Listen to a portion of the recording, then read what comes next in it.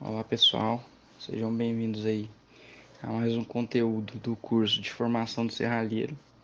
Hoje a gente vai estar falando um pouco sobre propriedades básicas dos materiais. Para que esse conteúdo?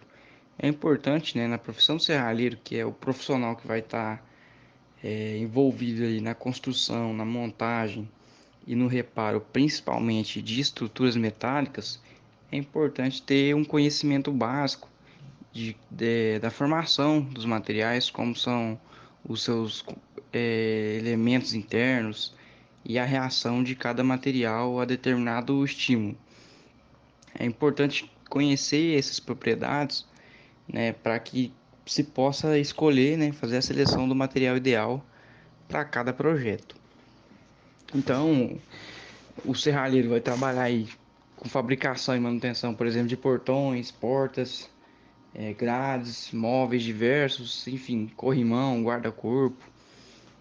E ele precisa entender que tipo de material ele tem que usar para cada um desses projetos, né? Então, a gente vai voltar um pouco aqui, né, para trás e depois vai avançando para que se tenha uma base, né, inicial.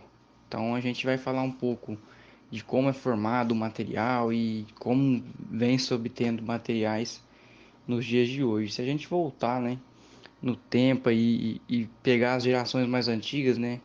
Aliás, pegar a primeira geração, os primeiros materiais que a gente tinha, né? Se você tinha que trabalhar com pedra, madeira, pele de animal e argila, era o que se tinha para trabalhar.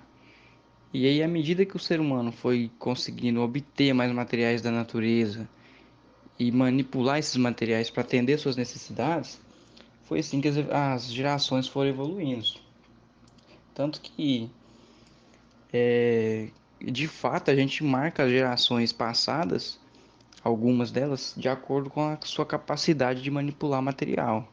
Então a gente tem, por exemplo, a idade da pedra, a idade do ferro, a idade do bronze. Foi o período em que o ser humano conseguiu estar obtendo esses materiais da natureza e estar manipulando eles para atender a sua necessidade ali. Então, historicamente, o avanço da tecnologia e do conhecimento em materiais, ele está intimamente ligado ao progresso da sociedade, sempre, até nos dias de hoje, inclusive. As tecnologias que a gente tem hoje que tornam as nossas vidas confortáveis, elas estão também intimamente ligadas ao acesso aos materiais adequados. Se a gente não tivesse materiais adequados para estar produzindo as coisas que a gente usa hoje, com certeza a gente já não teria todo esse conforto que a gente tem, né, em relação aos produtos que a gente utiliza, né? Então, grandes avanços tecnológicos que a gente tem hoje em dia se dão, são descendentes de avanços no campo de materiais, né? Então, primeiro você tem uma descoberta ali, um avanço na engenharia de materiais ali, um material é descoberto, uma aplicação para esse material descoberto, e aí a partir daí você cria novas tecnologias. Então, hoje nos nossos telefones tem materiais semicondutores que são descobertas no campo de materiais aí que são para aplicações eletrônicas. No campo de medicina, a gente tem biomateriais que podem ser empregados como partes do corpo humano. Então, o avanço no campo de materiais, ele sempre é sucessor a um avanço em qualquer outro campo de tecnologia. Então, é importante a gente dar o valor devido ao estudo, né, dos materiais e entender como eles funcionam. Então, basicamente, vamos seguir aqui para entender um pouco mais sobre a estrutura desses materiais, como são formados, né, a nível atômico, como que são lá, se a gente pegar a última partícula indivisível que a gente tem aí, que é o átomo, como que é a formação desse material, como que os átomos estão dispostos ali em cada tipo de material para que ele se comporte de determinada forma. Pessoal, as estruturas desses materiais elas são classificadas, né, de duas formas: as estruturas cristalinas e as estruturas amorfas. A estrutura amorfa é aquela que os átomos são organizados ali de forma desordenada, né? Não segue nenhum padrão. Então você tem um para cá, um para lá e não tem nenhum padrão ao longo da peça, né? Ao longo da ligação atômica. Já na estrutura cristalina, esses arranjos, né? Quando eu falo estrutura, eu estou me referindo ao arranjo ali, a maneira que os átomos e as ligações estão dispostos ali num plano tridimensional, por exemplo. Então, quando a estrutura é cristalina, esse arranjo de átomos ele se repete ao longo de toda a peça que a gente está analisando.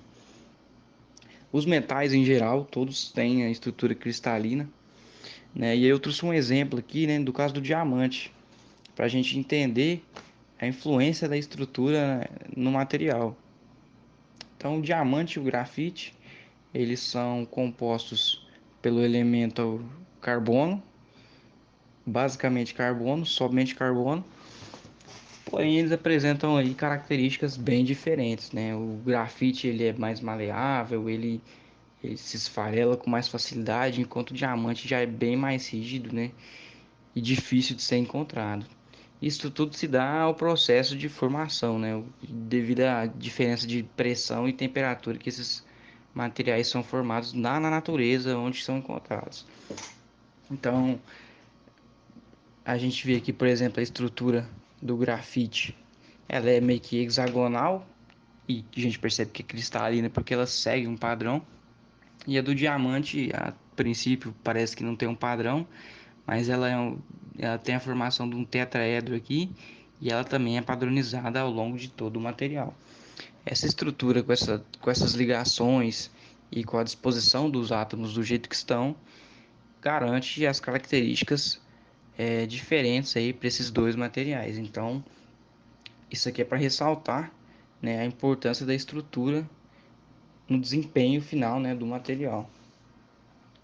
Aqui embaixo aqui a gente tem outro exemplo, que é o estanho branco e o estanho cinza. Na verdade, se trata do mesmo material, porém o estanho branco, quando ele chega a uma temperatura de 12 graus aproximadamente, ele começa a transformar a sua estrutura, né? Então a gente tem primeiramente essa estrutura mais compacta no lado esquerdo, e aí quando a temperatura diminui, ele começa a trocar essa estrutura, acaba ficando mais espaçada, aumenta o volume da peça, e aí ele começa também a se desintegrar. Ele não consegue ficar muito tempo com essa estrutura aí, porque ela fica toda desordenada, embora seja uma estrutura cristalina, só que o material tem essa característica que não consegue se manter sólido. E aí ele começa, como a gente vê na imagem ali, ele começa a virar grãos, né? Então, antigamente tinha-se problemas com esse material, né? Esse material foi usado lá em 1850 para fazer botão de camisa de frio, né? Dos casacos. E aí tiveram um problema com isso daí, que os casacos dos soldados começaram a esfariar. Partindo agora para as estruturas cristalinas dos metais, né? A gente tem um sistema cúbico, né? De estruturas cristalinas. Então, os metais se organizam basicamente dessas três formas, né? A cúbica simples, que seria o primeiro lado aí, cúbica de corpo centrado e cúbica de face centrada, né? Então, esses são os arranjos que a gente tem em barras de aço. Basicamente, todos os materiais metálicos têm algum tipo de arranjo desses aí, né? E do lado aí, a gente tem, né, as imperfeições na estrutura do material. O que são essas imperfeições? São, no primeiro exemplo, aí, são lacunas. Depois, intersticial, são interstícios ali entre um átomo e outro. Subintersticial e substitucional. O que acontece? No primeiro caso aí, existe a falta de um átomo aí, que causa uma deficiência, né, um defeito nessa estrutura. No segundo caso, a gente tem um átomo a mais na estrutura, porém um átomo menor do que os átomos da estrutura. Esse segundo caso aí em particular, ele é o que a gente tem, por exemplo, no aço. O aço é o que? É uma mistura de ferro com carbono. Então, o carbono, ele entra na estrutura do metal, do ferro, e ele fica nesses interstícios. Então, acaba que ele começa a ocupar esses espaços aí. E isso aí promove maior resistência para o aço. Então isso aí, por exemplo, é o caso que acontece com ferro e carbono. Substitucional, a terceira aí, é o mesmo caso, só que nesse exemplo aí seria como se a gente tivesse perdido um átomo de ferro e colocado um átomo de carbono no lugar. A gente percebe que a gente perde um maior e coloca um átomo menor ali. No último caso aí, é o mesmo caso, a gente tem a substituição do átomo, porém é por um átomo maior. O que a gente mais utiliza e que a gente mais se tem um direcionamento para estudar é a intersticial, que é aí na formação do aço, né? Que o carbono começa a entrar entre os átomos de ferro ali. Isso aí promove maior resistência, né, para o material. Um pouco agora sobre as propriedades mecânicas dos materiais, pessoal. A gente tem esse exemplo aí, que são ensaio de tração. Então, basicamente, o que você pega? Uma amostra, né, de, de um determinado material, que você queira realizar um ensaio, e aí você prende ele na máquina e a máquina vai tracionar ele, vai puxar uma parte para baixo e uma para cima. Então, a gente pode ter três tipos de fratura aí nesse ensaio. A fratura do tipo A, uma fratura frágil. Fratura do tipo B é uma meio frágil, meio dúctil, tá ali no meio termo. E do tipo C é uma fratura dúctil. E aí, para isso, a gente tem que definir aí o que é essa ductibilidade, que é uma das propriedades mecânicas que o material pode ter. Então, essa ductibilidade é a capacidade do material se deformar ao estar recebendo uma pressão ali, uma tensão, né? Nesse caso, uma tensão de tração. Você está esticando o material. Então, você observa que na figura C, o material, antes dele se romper, ele se estica. Ele diminui a área da seção transversal ali, ele vai se esticando até que fica fino e aí ele cisale no meio. No tipo B, a mesma coisa, ele começa a perder área, ele começa a se esticar, só que ele não consegue se esticar tanto e já rompe. E do tipo A seria um material frágil, ele não tem essa capacidade de se deformar, né? Então ele chega numa tração ali que ele, quando ele tem que quebrar, ele quebra na hora. Ele não vai fazer toda aquela deformação antes de quebrar. Um exemplo do que um material frágil, por exemplo, é o vidro, né? A gente não consegue esticar o vidro se a gente tracionar ele. Quando ele quebrar, ele vai quebrar na hora. A gente tem essas duas amostras aí também em cima aí nesse slide, que representam uma fratura frágil e uma fratura dúctil. Então, no lado da esquerda aí a gente percebe que o material, antes de se romper, ele teve um esticamento aí, teve uma redução da área ali, né? Então ele foi esticado, ele sofreu ali uma deformação e aí sim ele veio a se romper. Do lado direito aí, a figura B, a gente percebe que o material simplesmente se rompeu sem indício nenhum. Ele chega no limite de resistência à tração dele ali, né, que seria o limite máximo de tensão que você pode aplicar nele antes dele vir a quebrar. E ele simplesmente quebra, sem indício de nada. Essa é a principal diferenciação, né, que a gente tem do material frágil para o material dúctil. Um material dúctil, o que seria? Por exemplo, o ouro, vou citar o exemplo do aço, carbono, o ferro, mas assim, vou citar o exemplo do ouro porque o ouro ele é um material mais dúctil que existe, né, que a gente pode conseguir na natureza. Tem gente que faz folha de ouro, você pega o ouro ali, vai e passa ele na máquina e aí vai fazendo folha, você vai afinando ele cada vez mais. Então ele tem uma capacidade de se deformar muito grande. E isso, o nome dessa propriedade que a gente chama é ductibilidade. Então aqui a gente tem esse diagrama aí, né? Esse gráfico aí, o que ele representa, né? O eixo vertical aí, esse eixo Y, ele representa a tensão que eu vou estar aplicando no material. E o eixo X aí, na horizontal, ele representa o quanto o material deformou, né? Então, por exemplo, a série em azul aí, ela representa um material frágil. O que está acontecendo aí? Eu tenho um material que eu estou tracionando, e aí eu vou subindo, eu vou aumentando a tração, eu estou aumentando a força com que eu estou aplicando. E esse material a gente percebe que, embora ele tenha uma deformação ali de A até B, aliás, de A até C, porém é uma deformação mínima. Então eu começo a tracionar esse material, a gente tem uma deformação que provavelmente não é nem visível a olho nu, e aí de repente a gente tem a ruptura, que seria esse tracejado aí, que é o momento que ele se rompe. No caso do material dúctil, a gente tem ali o material submetido a um esforço de tração, ele começa a subir a curva, tô tracionando, ele começa a se deformar, vai de A até C também, porém chega um momento ali que ele já começa a se deformar muito mais rápido. Então chega uma determinada tensão que eu aplico nesse material, ele vai começar a se deformar em vez de se romper.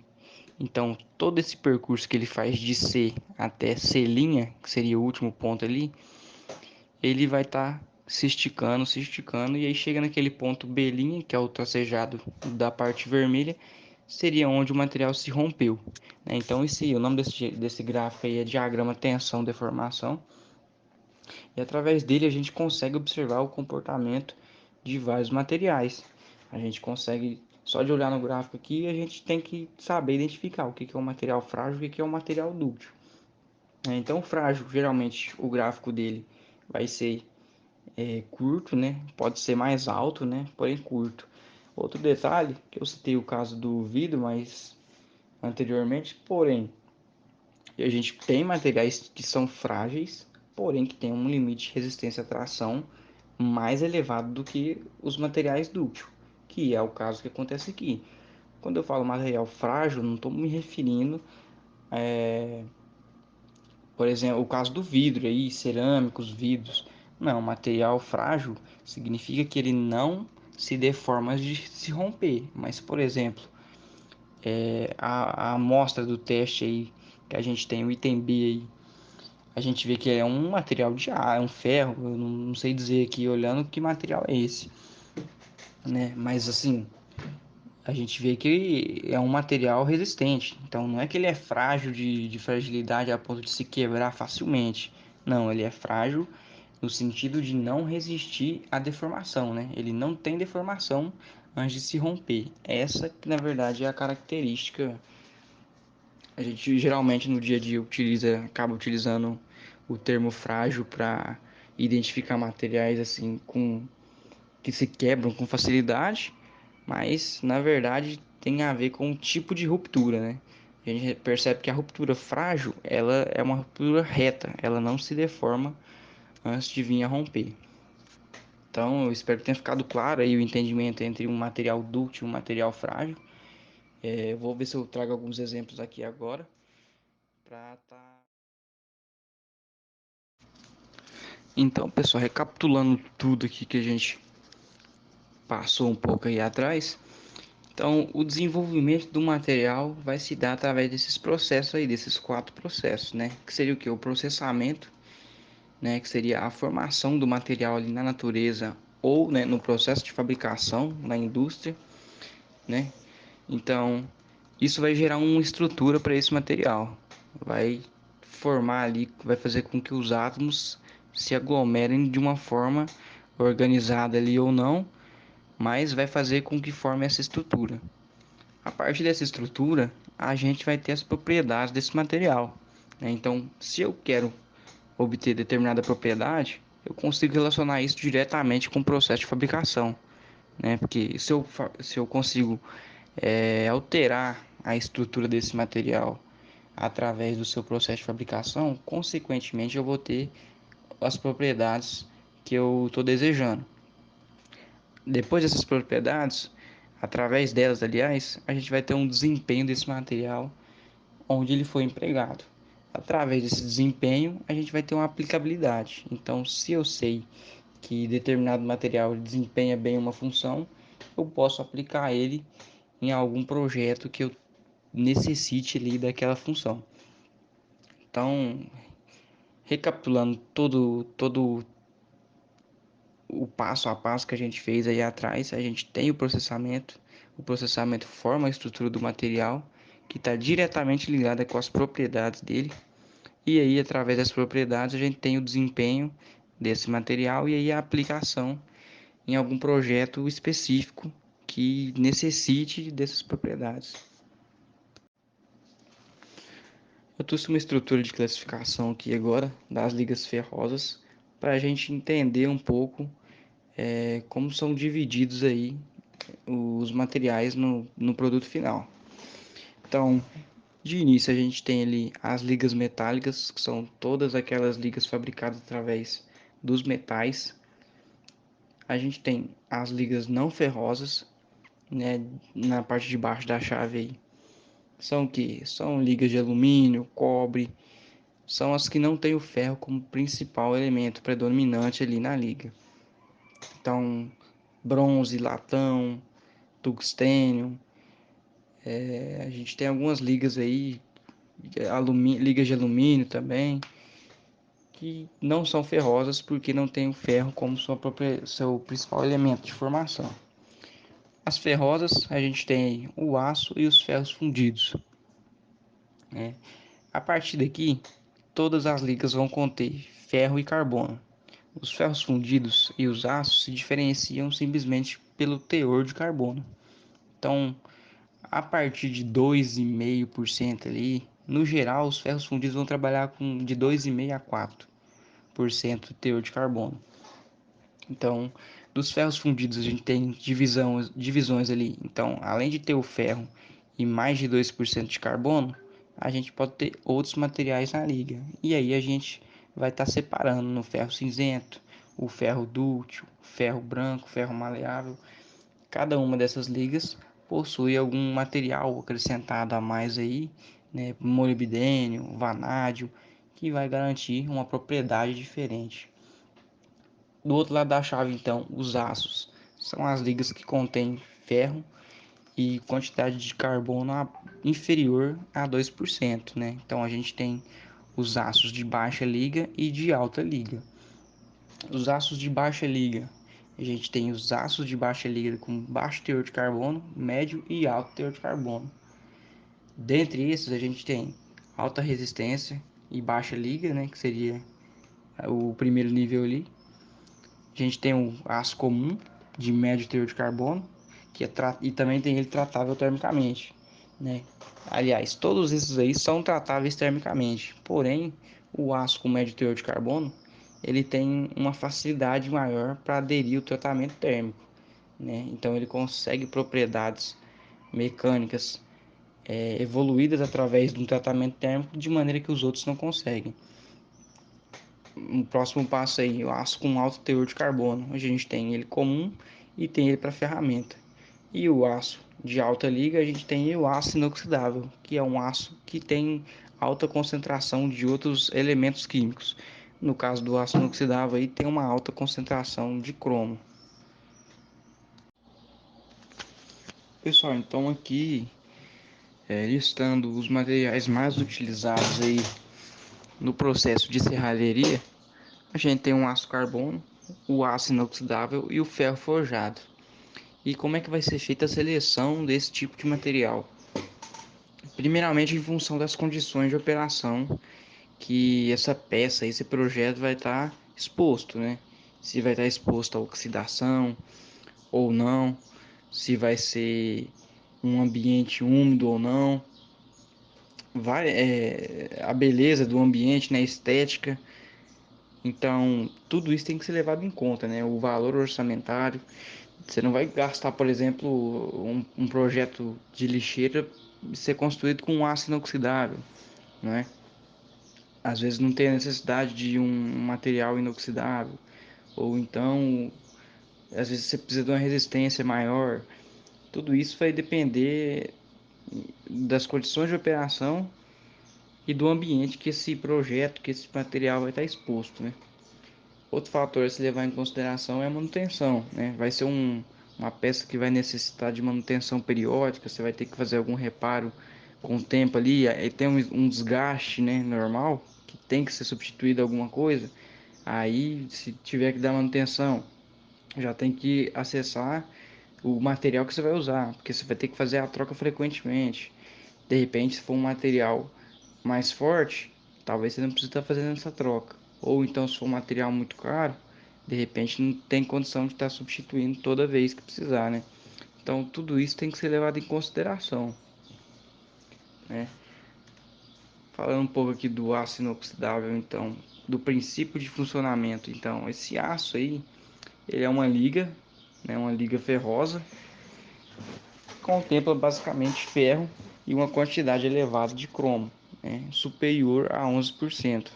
E também tem alguns outros elementos no meio da liga aí, porém são como impurezas, né? São elementos que você não consegue tirar 100% da liga e acabam vindo junto, que é o exemplo do níquel, molibdênio, carbono, né? E alguns outros. Então, o cromo, o que vai acontecer? Não é que ele é um aço inoxidável, ele na verdade oxida. Porém, o cromo ele oxida primeiro do que o ferro e ele forma uma película protetora em volta da peça de óxido de cromo. Então, essa película de cromo ela vai envolver toda a peça e aí vai formar uma superfície protetora, que aí protege o material contra os agentes corrosivos. Então acaba que se você tira, por exemplo, essa superfície, você lixa ali e expõe o material à umidade ou qualquer outro processo de corrosão, você vai perceber que ele se corrói assim como o aço carbono normal, né? Aí com o tempo o cromo vai se é, vai passando pelo processo de oxidação, formando o óxido de cromo e aí volta a proteger aquele local. Então, basicamente é isso que acontece no aço inoxidável. É basicamente uma liga de ferro com cromo com uma porcentagem muito elevada de cromo. E o aço carbono também, que é um material que é bastante utilizado, né, no mundo da serralheria. Não só da serralheria, na verdade o aço carbono ele é amplamente utilizado em vários segmentos. A gente tem várias aplicações aí do nosso dia a dia. Ele é um material barato, né, durável, versátil, tem uma resistência boa e tem um custo-benefício talvez um dos melhores aí do mercado.